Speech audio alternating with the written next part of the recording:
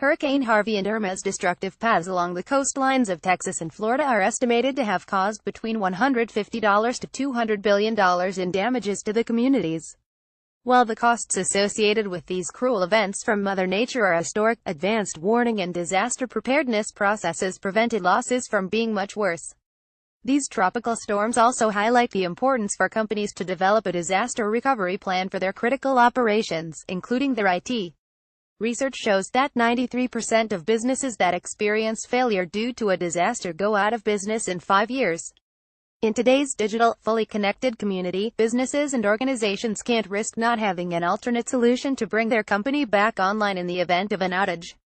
Without a recovery plan, businesses can't get back online fast enough without having an outage impact their bottom line. Taking a gamble when it comes to disaster recovery can lead to compounded problems for companies. Businesses of every size are impacted when an outage occurs. Regardless of lost data or entire infrastructures, being offline for any period of time is a loss to a company's immediate revenue stream, but when downstream customers are impacted, it creates the possibility for insurmountable damage.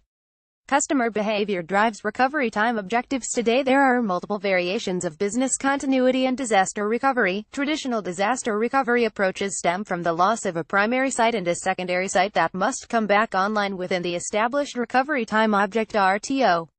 A disaster recovery solution is ideal for businesses that can afford to be offline for 6 to 12 hours with little customer impact. For businesses that can't afford the gap in service, such as online retailers and healthcare providers, time is money, and it is critical to remain operational. Even 30 minutes of downtime can be devastating to the people and customers relying on those impacted systems. It is important to first establish how downtime impacts an organization's bottom line and reputation. Companies should consider the amount of financial loss they are willing to take and manage their recovery plan to meet those figures. Customer behavior often dictates recovery time due to the evolving requirements of the digital ecosystem. Now more than ever, customers have a high demand for products and services, and with brand loyalty declining, many businesses must cater to their customers' demands. Once a disaster recovery plan is in place, it is important to review it periodically to ensure it is still in line with digital demands. The real reason businesses don't have a disaster recovery plan: many businesses don't have disaster recovery solutions because the infrastructure needed simply doesn't show a return for dollars invested. Because disaster recovery equipment is on standby, the supporting hardware will often reach retirement age before it is used, making it a hard investment for businesses to make. On occasion, businesses will use lower-end or retired hardware in disaster recovery plans, and then find out that the new versions of software are not supported or patching isn't up to date.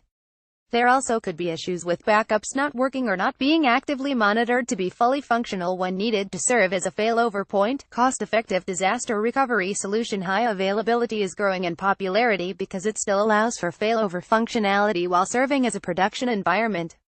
Many companies are shifting to availability because it is transactional, allowing them to run from 2 locations with the ability, in the event of a disaster, to fail over instantly to a single location. At First National Technology Solutions, we favor high availability solutions because they are a part of everyday business and show a return on investment.